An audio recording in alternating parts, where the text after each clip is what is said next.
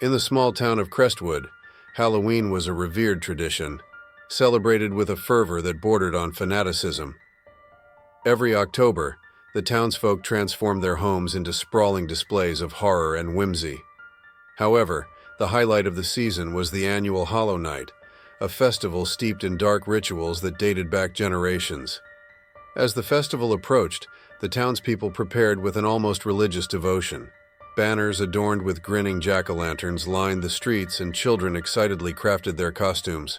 But behind the excitement lay an unspoken truth. The Hollow Night was not merely a celebration of fright, it was a sacrifice. Elena, a recent college graduate who had moved back to Crestwood to help her ailing grandmother, found herself both intrigued and unnerved by the townsfolk's fervor. As she wandered through the preparations, she overheard snippets of conversations laced with nervous laughter and furtive glances. "It's just a story," they would say, but the tension in their voices told a different tale. The night before Hollow Night, Elena visited her grandmother, who sat in her dimly lit living room knitting a scarf with trembling hands. "Grandma, why do people seem so anxious this year?" Elena asked, her voice trembling slightly. Her grandmother paused, eyes wide with fear. "You don't want to know, dear. It's better left untouched." Elena pressed on. "But I want to understand. What's so special about this night?" Her grandmother's face paled, and she lowered her voice.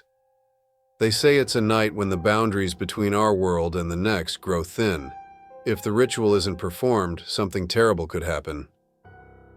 "What kind of ritual?" Elena asked, a mix of curiosity and dread flooding her senses. "It's been done for years. A child is chosen, a sacrifice to appease the spirits of the forest. They offer it to keep the town prosperous." "But it's just a story, isn't it?" Her voice quivered. Elena's heart raced as her grandmother's words echoed in her mind. The next day, she watched as the townspeople gathered in the town square, lanterns flickering like restless spirits. The mayor, a portly man with a booming voice, welcomed everyone, speaking of the festival's importance and the prosperity it brought. But beneath his jovial facade lay a palpable tension, a fear that radiated from the crowd. As darkness enveloped Crestwood, Elena noticed children being ushered to the front, dressed in costumes that seemed eerily prophetic, ghosts, witches, and ghouls, all reminiscent of a forgotten time. "Tonight we honor our ancestors," the mayor proclaimed, his voice echoing through the square. "We shall invoke their blessings." As the festivities began, Elena felt an unsettling pull towards the forest that bordered the town. The deeper she ventured into the woods, the more the laughter of the festival faded, replaced by a profound silence. Shadows flickered between the trees, and an oppressive darkness settled around her. She stumbled upon a clearing where an ancient stone altar lay, half buried in leaves and moss. It was marked with strange symbols that seemed to pulse with energy. A sense of dread washed over her, but curiosity urged her closer. Suddenly, a rustling noise echoed through the woods, causing her to spin around. Emerging from the shadows was a small girl, her face smeared with dirt and tears. She wore a tattered costume, remnants of a once cheerful pumpkin outfit. "Help me," the girl whispered, her voice hauntingly soft. "They're going to take me." "What do you mean?" Elena asked, her heart racing. "Who's going to take you?" "The townspeople," the girl replied, glancing nervously toward the path. "They think I'm the one." A chill swept through Elena. "The one for the sacrifice?" The girl nodded, her eyes wide with terror. "They do this every year. I don't want to go back." Elena's mind raced. She needed to save the girl, but how? She glanced back toward the town, where the festivities continued, oblivious to the horror unfolding just beyond the trees. "We have to get out of here," she urged, grabbing the girl's hand. As they turned to flee, the shadows around them thickened, coiling like serpents. The air grew colder, and the ground trembled beneath their feet. The girl tugged at Elena's arm, her voice frantic. "They'll find us!" "They'll—" Elena felt a wave of panic wash over her. "Who will find us?" Before she could get an answer, a loud bell tolled in the distance, the signal for the ritual to begin. The girl's eyes filled with terror. "We have to hurry." Elena led the girl deeper into the woods, the shadows closing in around them. The laughter of the festival faded into a haunting melody, growing distant yet hauntingly present. As they ran, the forest around them seemed alive, branches reaching out like skeletal hands. Suddenly, they stumbled upon a circle of stones, each one carved with the same strange symbols as the altar. In the center, a flickering fire danced, casting ominous shadows that writhed as if animated by unseen forces. The girl froze, her eyes fixed on the fire. "This is where they'll take me," she whispered, terror gripping her. "No!" Elena exclaimed, desperate to protect her. "We can't let that happen." As they turned to leave, they heard voices approaching, soft, chanting in a language that sent shivers down Elena's spine. The townsfolk were near, their figures obscured by the thickening fog. Elena could see them carrying lanterns and offerings, a macabre procession heading toward the clearing. "Hide," Elena urged, pulling the girl behind a large tree. They watched in horror as the townspeople formed a circle around the fire, their faces illuminated by the flickering flames. The mayor stepped forward, a ceremonial dagger glinting in his hand. "Tonight we honor the spirits of the forest. We offer them a child, a gift to ensure our harvest and prosperity." Elena's heart raced as the realization hit her. This wasn't just a story. It was a reality. The girl trembled beside her, her eyes wide with fear. "Please don't let them take me," she whimpered. As the mayor raised the dagger, the chanting intensified, echoing through the trees. Elena's mind raced. She had to do something, anything to save the girl. "We can't let this happen," she whispered, her heart pounding in her chest. With no plan in mind, she suddenly burst from her hiding place, shouting, "Stop! You can't do this!" The crowd turned, faces twisted in confusion and anger. The mayor's eyes narrowed and the chanting stopped. "What are you doing here?" he demanded, his voice a low growl. "I won't let you sacrifice her," Elena shouted, stepping protectively in front of the girl. "This is wrong." The townsfolk exchanged uneasy glances. The mayor's face turned dark, his grip tightening on the dagger. "You don't understand the power of tradition. This is for the good of the town." Elena could feel the girl trembling behind her, fear radiating from her small frame. "But at what cost? You can't just take an innocent child." "Step aside," the mayor barked, but Elena stood firm. In that moment, the forest seemed to respond to her defiance. A gust of wind whipped through the clearing, extinguishing the fire and plunging them into darkness. The townsfolk gasped, confusion spreading through the crowd. "Run!" Elena shouted, grabbing the girl's hand. They darted into the woods, the chaos behind them echoing in the silence of the trees. She could hear the townsfolk calling after them, their voices laced with panic and rage. They ran, their footsteps pounding against the earth, but the darkness pressed in on them, swallowing the light. As they reached the edge of the clearing, Elena stumbled, falling to the ground. The girl pulled her up, her determination fueling them both. "We have to keep going," she urged. As they pushed deeper into the forest, they could hear the chanting resume, the townspeople invoking the spirits with renewed fervor. "They're coming!" Elena gasped, the panic surging within her. Suddenly, a voice pierced the air, a deep, resonant sound that sent shivers down their spines. "You cannot escape your fate!" Elena froze, glancing around in horror. Shadows began to coalesce into figures, their faces obscured by darkness. "What is happening?" she whispered, fear creeping into her voice. "Those who defy the ritual will suffer the consequences," one of the figures said, its voice echoing in the night. "The spirits demand a tribute." "Please, we just want to go home," Elena cried, desperation flooding her. But the shadows only laughed, a sound devoid of warmth. "Home is no longer safe for you. The hollow night belongs to the forest now." With a sudden surge of energy, the girl squeezed Elena's hand. "We can't give up. We have to fight." Fueled by the girl's bravery, Elena gathered her strength. "You won't take us. We'll fight back." As the shadows lunged forward, Elena closed her eyes and focused all her energy on the bond between them. She remembered her grandmother's stories, the power of love and sacrifice that transcended fear.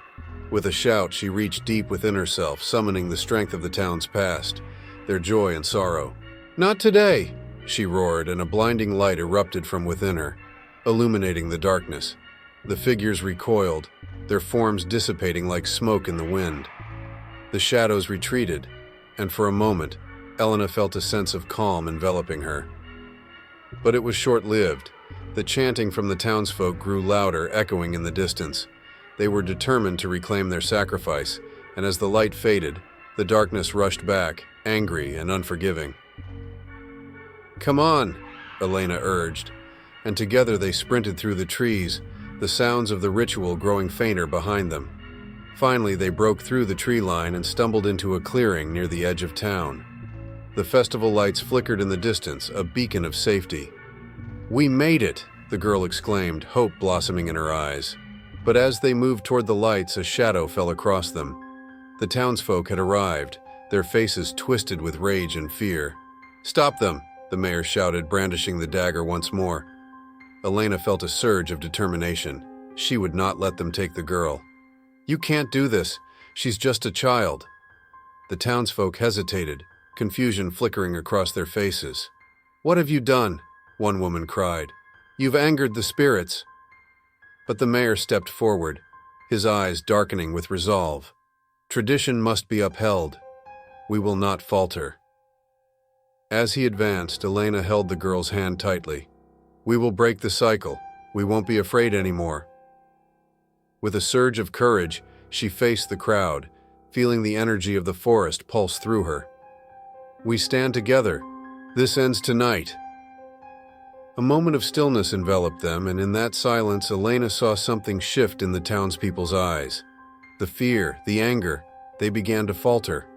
Maybe we don't have to do this," one man muttered, stepping back. The mayor's face twisted in fury. "You're betraying our ancestors." "No," another woman said, her voice trembling. "We're choosing a different path." As murmurs of agreement spread through the crowd, Elena felt the girl squeeze her hand, the bond between them strengthening. "We can change this," the girl whispered, her voice filled with hope. The mayor's face contorted with rage as he raised the dagger. "You will pay for this betrayal." But before he could strike, the shadow surged forward again, enveloping him in a swirling mass. The townsfolk gasped, fear gripping them as the darkness roared. "Your time is up," the shadows cried. "The cycle ends here." The forest seemed to come alive, the ground trembling as roots erupted from the earth, wrapping around the mayor's legs, dragging him into the depths of the shadows. The townsfolk screamed, chaos erupting as the darkness engulfed their leader. "Run!" Elena shouted, pulling the girl toward the flickering lights of the festival. They darted through the chaos, fear propelling them forward. As they reached the edge of the town, they turned back, watching as the shadows swallowed the festival, chaos erupting in the distance. The air crackled with energy, a sense of finality enveloping them. "We did it," the girl said, tears streaming down her face, a mixture of fear and relief. Elena knelt beside her, pulling her into an embrace. "You're safe now. We'll figure this out together." But as they stood there, the weight of their victory began to settle in. The town would change, but it would take time. The hollow night would no longer hold its power over them. In the distance, the firelight flickered, now tinged with the colors of a new dawn. They had broken the cycle, but the scars of that night would remain etched in their memories. As the sun began to rise over Crestwood, Elena felt a sense of hope. They would face whatever came next, together. And for the first time in a long while, the weight of fear began to lift.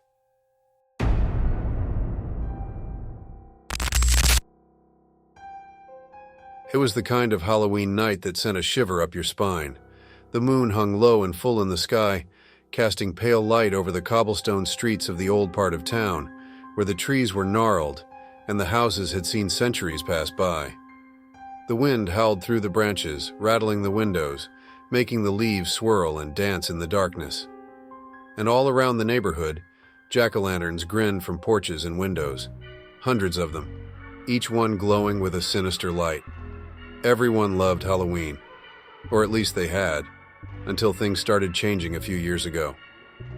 This year, the air felt different, heavy, thick with anticipation, or maybe it was something else entirely. It was Emily's favorite time of year. She loved everything about Halloween: the costumes, the candy, the thrill of walking from house to house in the cool October air. She lived in a small, quiet town where the people embraced traditions, every house decorated for the occasion. It was a sight to behold. Pumpkins everywhere, carved in the most intricate ways, their flickering faces lighting up the streets like a parade of ghosts. For Emily, this was the one night she could forget the mundane and step into the realm of fantasy. This year, she had decided to dress as a witch, complete with a pointed hat and a long, flowing black dress. Her friend Sarah was a vampire, and they were meeting up at Sarah's house before setting out on their trick-or-treating adventure. "Are you ready?" Sarah asked, pulling a strand of black hair out of her face as she checked her reflection in the mirror. Her pale makeup was perfect, and her lips were painted a deep, dark red. She looked a little too real in her vampire costume, but Emily was used to it by now. Sarah had always been the more dramatic of the two. "Yeah, I'm ready," Emily said, pulling on her black boots. She glanced out the window, where the streets were already filled with groups of kids. The town was bustling with life tonight, but something about it felt off. The usual sound of laughter and shouting seemed strangely absent. Sarah followed her gaze, looking out the window. "Weird, right? It's like no one's having fun this year." "I know," Emily agreed, frowning. "It's creepy." The two friends stepped outside, where the cold October air immediately made them shiver. The streets were dark, except for the eerie glow of the jack-o'-lanterns. They had always been the highlight of the town's Halloween, but this year something about them felt wrong. Their faces were twisted into grotesque, malformed grins. Some had eyes that were too big, too deep, giving the pumpkins a hollow, lifeless appearance. Others had jagged teeth, as though they had been carved by someone with malicious intent. "Did you notice that?" Emily asked, tugging at Sarah's sleeve. Sarah turned to look at the nearest pumpkin. "Yeah, it's like they're staring at us." They stepped onto the sidewalk, joining the trick-or-treaters who were moving from house to house. It was strange how the streets felt so empty, despite the large number of people out and about. A few houses had no lights on, their doorways dark and foreboding. No one seemed to be home, and for the houses that were lit, the jack-o'-lanterns were still the only source of light. "Maybe the power's out," Sarah suggested, but her voice lacked conviction. Something didn't sit right with her either. As they walked down the street, the two girls noticed something else. There was an absence of music and laughter. Normally, Halloween parties would be in full swing, and music would be pouring out from open windows, but there was only silence. It was the kind of silence that felt like something was waiting, watching. At the end of the block, the girls reached a house that stood in stark contrast to the others.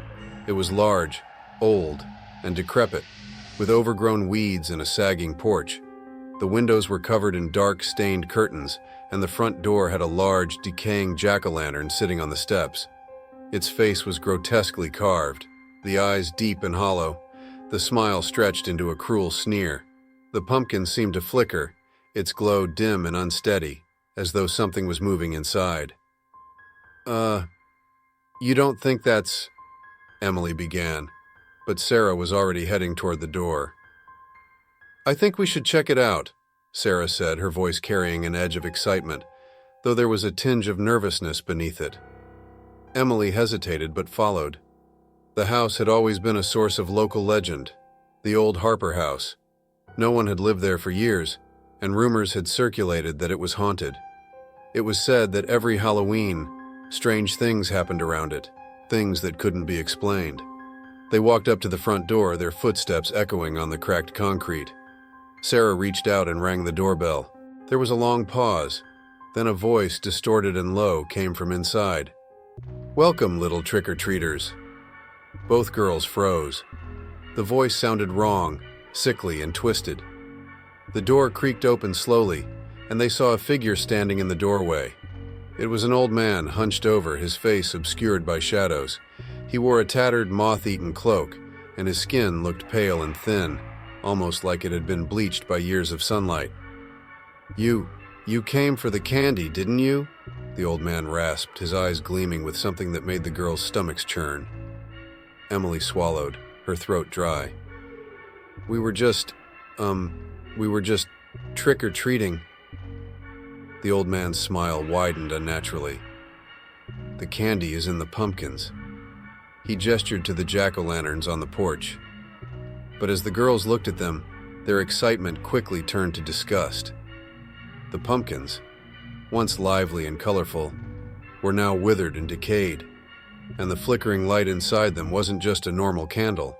It was something darker, something that seemed to pulse and shift. The orange glow cast long, unnatural shadows across the porch, making the whole scene feel warped and wrong. Sarah stepped back, her hand on her chest. No thanks," she said, her voice trembling. "We should go." But the old man's hand shot out and grabbed her wrist. "You cannot leave. Not yet." The air grew colder, the wind picking up. The old man's grip tightened and Sarah gasped, trying to pull away. Emily reached for her friend, but her hand was caught in a vice-like grip as well. The old man's twisted grin widened even further, exposing yellowed, rotting teeth. "You've come for the candy," he whispered. "You must pay the price." Suddenly, the jack-o'-lanterns on the porch began to flicker more violently, their glowing faces warping as though something was trying to force its way out. The pumpkins' mouths stretched into snarls, their eyes growing bigger, deeper, darker. Then the ground beneath the pumpkins seemed to shift, as though something beneath the earth was moving. Sarah screamed, trying to pull away. Emily felt a cold, creeping dread spreading up her arm. The pumpkin's light grew brighter, blinding them both. And then, as they struggled to escape, the voice of the old man turned into a deep, guttural growl. "You are mine now." Suddenly, the pumpkins erupted. A wave of thick, black smoke poured from their mouths, swirling around the two girls. Emily felt herself pulled forward, her body moving as if by its own accord. She tried to scream, but no sound came out. The smoke enveloped her completely, smothering her, suffocating her. Then, the world went dark. Emily woke with a start. Her head ached, and her vision was blurry. She was lying on the cold ground in a small, dimly lit room. The air was thick with the smell of decay. Slowly, she sat up, rubbing her eyes. She was in a small, enclosed space, the walls lined with the same twisted, grotesque pumpkins from before. They were everywhere, on the floor, on the walls, hanging from the ceiling. But they weren't just pumpkins anymore. They had become something else. Hollow vessels, each one pulsing with a sickly, unnatural light. As her vision cleared, she saw Sarah slumped in the corner, her eyes wide open but lifeless, staring into nothing. Emily tried to move, but her limbs felt heavy. She could barely lift her arms. Then she noticed something. She was holding a small, cold object in her hand.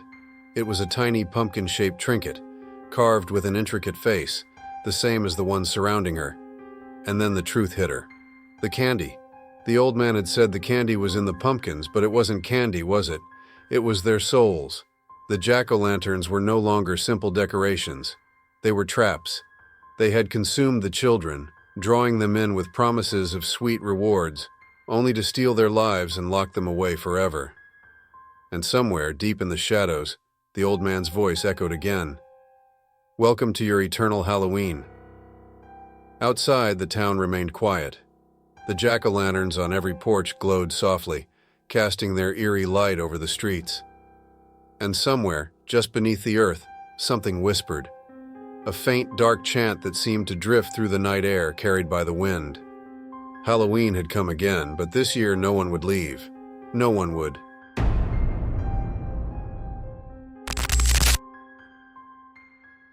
It was late on Halloween night, and the old suburban neighborhood had become almost too quiet.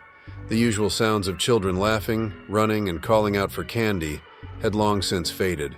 A few streetlights flickered faintly as the mist began to roll in, creeping along the sidewalks and settling into the cracks of the pavement. For those still awake, the holiday had slowly dissolved into a late-night quiet that felt unsettling. Samantha, or Sam as she was known, sat on the porch of her childhood home, her plastic pumpkin bucket resting beside her, now mostly full. She had been waiting for her younger brother Matt to return from his trick-or-treating rounds, but he hadn't come back yet. She knew it was getting late, too late for him to be out without checking in. But she wasn't too worried. Matt was a smart kid, and Halloween had always been his favorite night of the year. He knew the neighborhood inside and out, and he'd never been one to wander far.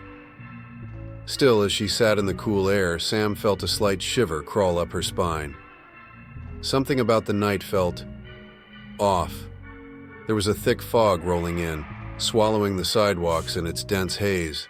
The moon, barely visible through the haze, cast a dim, eerie glow on the houses around her, their jack-o'-lanterns flickering and casting strange shadows that made the world seem warped and unfamiliar. Sam stood up, stretching her legs and glancing down the street. The last time she had seen Matt, he was heading down towards the older part of the neighborhood, where the houses were more spaced out and the trees loomed large over the road.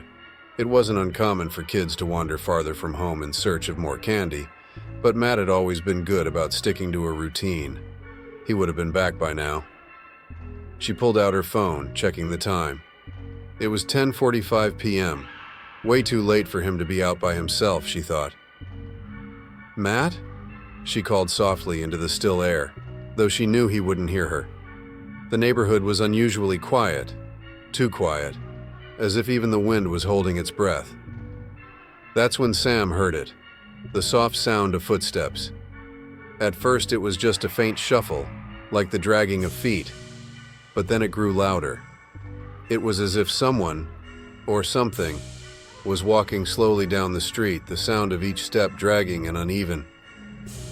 Sam furrowed her brow and looked down the sidewalk again, but there was no one in sight. No children, no groups of trick-or-treaters. She called out Matt's name once more, her voice carrying a bit more force now, but still no response. Then, just as she was about to turn back into the house, she saw something. A figure. Just at the edge of the fog, where the street lamp barely reached, a shadow moved. It wasn't a person in a costume, it was something else. A shape, too tall and too thin to be human, standing still, watching. It didn't seem to have a face, just a vague outline, like a dark silhouette that was too sharp to blend into the mist. Sam's heart began to race. She knew she should be heading inside, locking the door, and calling the police. But something about the figure was holding her attention. It wasn't a normal Halloween prank or a group of teenagers messing around. It felt wrong. She could hear the footsteps again, closer this time. Only now they were coming from behind her, from the direction of the house. No, no, no, Sam thought. She spun around, but no one was there. Her breathing became shallow. She had to find Matt. She turned back to face the street, her eyes scanning through the fog, her pulse quickening with each passing second. The shadowy figure was gone, but the sense of something being wrong was growing stronger. She stepped off the porch and started walking cautiously down the front steps. "Matt?" she called again, but still no answer. As she walked down the sidewalk, her eyes darted back and forth between the darkened houses. The fog was thick now, swallowing everything in its path. There was no sign of life, no movement at all.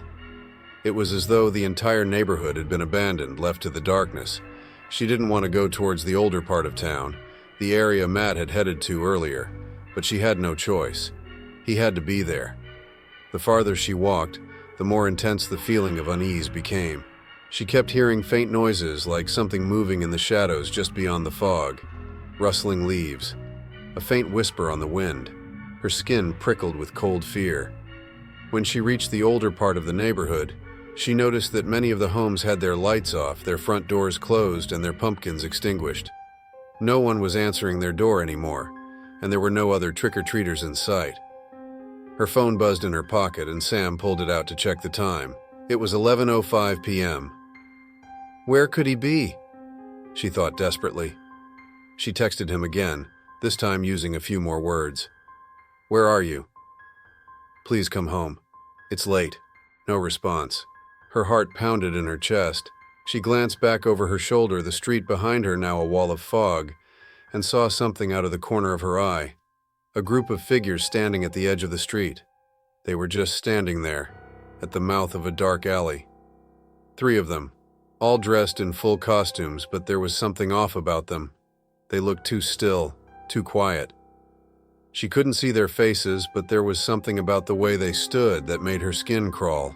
They were just waiting. Sam's legs froze in place, her instincts screaming at her to run, but her curiosity, or maybe desperation, pushed her forward. As she approached, the figures remained motionless, but she could hear faint whispers like low muttering, a soft, unintelligible chant coming from their direction. It was enough to make her gut twist.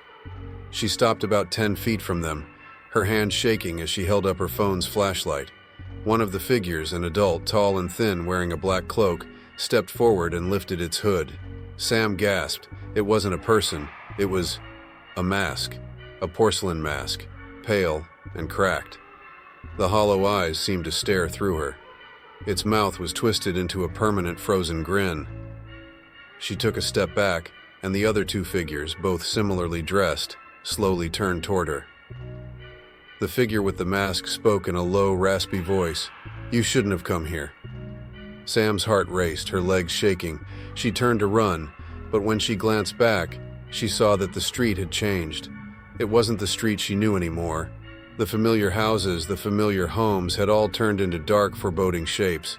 The fog had grown thicker, and the street seemed to twist and loop back on itself, trapping her in a maze of unfamiliar streets. Nothing was where it should be. She ran faster, panic setting in. She had to find Matt. She had to get out of this place. A figure stepped out in front of her, Matt, her little brother dressed in his astronaut costume, but his eyes were wide, glazed over, and he was pale, almost as if he had seen something beyond words. "Matt!" she cried, rushing forward, her heart pounding with relief. But then he raised his hand, and in a deep, hollow voice he said, "There's no way out, Sam." Sam's stomach turned as she skidded to a stop in front of him. What do you mean?" she asked, trembling. "They've been waiting for us," Matt whispered. "They always wait." Sam looked around her, the street now empty except for the figures standing in the distance watching. The fog closed in, swirling and tightening around them, and the jack-o'-lanterns on every porch flickered to life, their faces twisted into ghastly grins. The figures started to move, slowly, deliberately. Sam's body shook with terror as she turned to Matt, who now had a vacant, distant expression in his eyes, and then, without another word, the group began to advance. They were coming for her, and she knew deep down that there would be no escape this Halloween night.